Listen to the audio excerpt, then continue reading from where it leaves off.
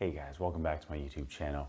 We focused before on turning off the TFL muscles, which is one of the most commonly typed muscles I see with hip or knee pain. We're gonna go over today with how to roll that, and I prefer that you use either a softball or a lacrosse ball. Any ball within those ranges will probably work for you. I like the softball.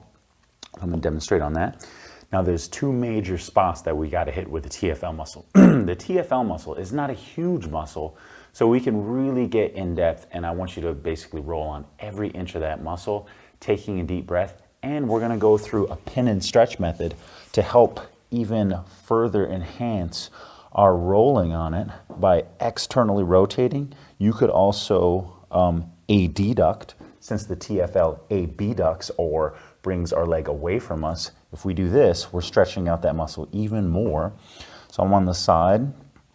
And again, it's really important to relax. That is probably the most important thing when we're rolling over this. If we're increasing tension more, we're not getting the benefit that we really need. So you can see I'm on my side now. I'm going towards my front because I've already hit just about every spot that I can with that TFL. I'm a little bit on that front.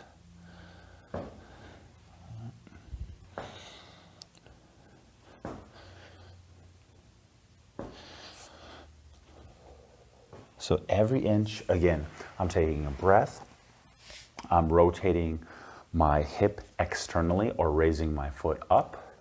If you have any questions or comments, let me know. Thanks for watching.